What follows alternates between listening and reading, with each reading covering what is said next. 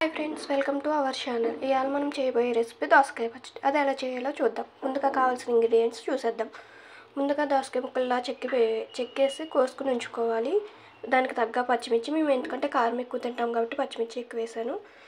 కొన్ని ground nut తీసుకోవాలి, కొత్తిమీర తీసుకోవాలి, అలాగే చింతపండు కొంచెం నానబెట్టుకోవాలి. మనం కోసుకున్నప్పుడే కొంచెం ముక్క పక్కకి తీసి పెట్టుకోవాలి. దోసకాయ ముక్క ఇవి చిన్న చిన్న ముక్కల కింద కట్ చేసి లాస్ట్లో చట్నీలో కలుపుకుంటే బాగుంటుంది రెసిపీ అని.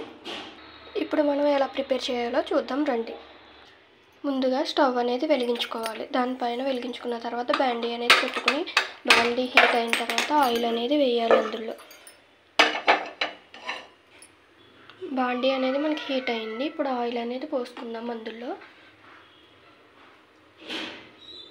ఆయిల్ పోసుకున్నాక ఆల్రెడీ మనం కోసుకుని ఉంచుకున్నాం కదా, ఇవి పచ్చిమిర్చి అనేది అలా వేసేయకూడదు, చించుకుని వేసుకోవాలి. ఎందుకంటే లేకపోతే పేలితే అలా వేసేస్తాడు పచ్చిమిర్చి.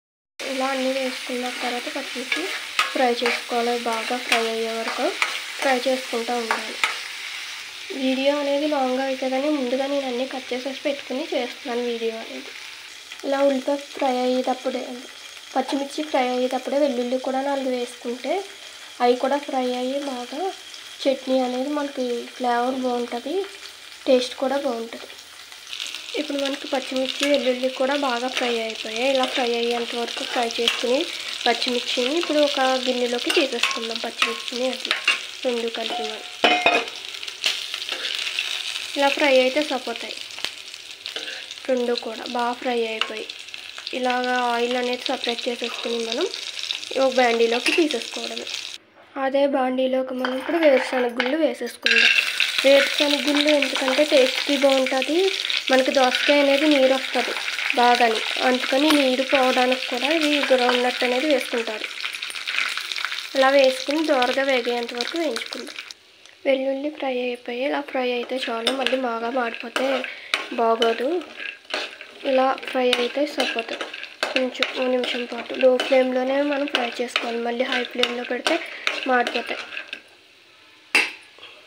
ఇప్పుడు అదే బాండీలోకి కొత్తిమీర వేసుకుందాం.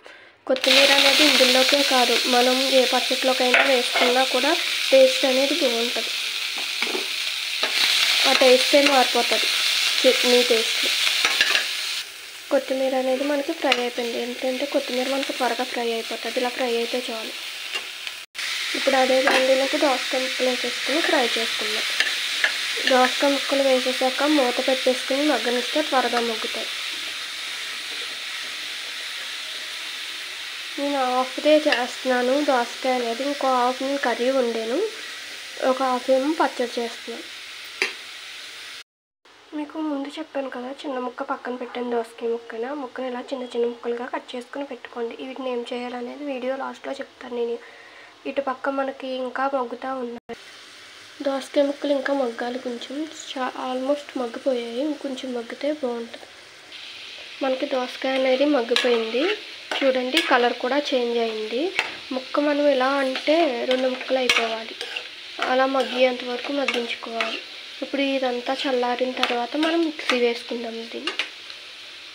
ఇప్పుడు మనకి ఇవన్నీ చల్లారిపోయినాయి. ఇప్పుడు వీటిని మిక్సీ వేసుకుందాం. మనం మిక్సీ జార్లోకి ఇవన్నీ వేసేసుకుందాం.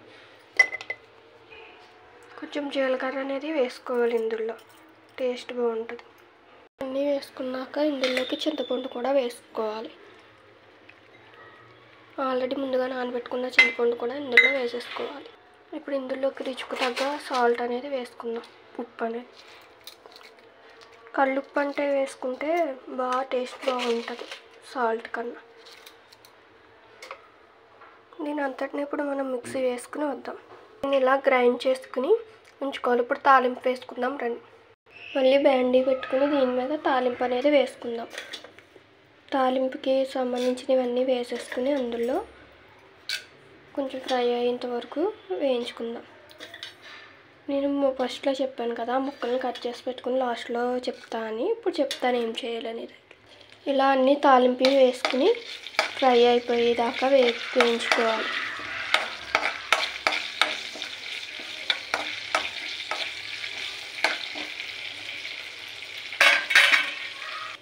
అవి ఫ్రై అయిపోయిన తర్వాత ఇందాక మనం కోసి ఉంచుకున్నాం కదా చిన్న ముక్కలు, వీటిని కూడా అందులో వేసుకుని ఫ్రై చేసుకుందాం.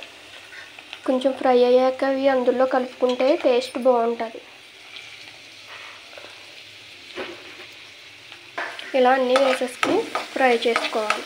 కొంచెం మగ్గితే చాలు. ఇవి ఫ్రై అయిపోయాక అందులో కలుపుకుని తింటే పంట కింద పడుతుంటే భలే ఉంటుంది, టేస్ట్ కూడా బాగుంటుంది. ఇవి ఇలా ఫ్రై అయ్యేంతవరకు వేపుకుంటే సరిపోతుంది. చిన్న చిన్న ముక్కలు కొంచెం ఫ్రై అయితే సరిపోతుంది. ఇప్పుడు ఇవి ఫ్రై అయిపోయాయి. వీటిని మనం తీసుకువెళ్ళి అందులో వేసేసుకుంటే చట్నీలో కలిపేసుకుంటే టేస్ట్ అనేది సూపర్ ఉంటుంది. పోపు అనేది ఇలా వేసేసుకుని మొత్తం కలిసేలాగా కలుపుకోవాలి. మనం ఇలా మొత్తం చట్నీ అంతా కలిసేలా కలుపుకోవాలి. కలుపుకుని దీన్ని సర్వ్ చేసుకుంటే బాగుంటుంది. మీకు ఈ వీడియో కనుక నచ్చితే లైక్ చేయండి, షేర్ చేయండి, అలాగే కామెంట్ చేయండి.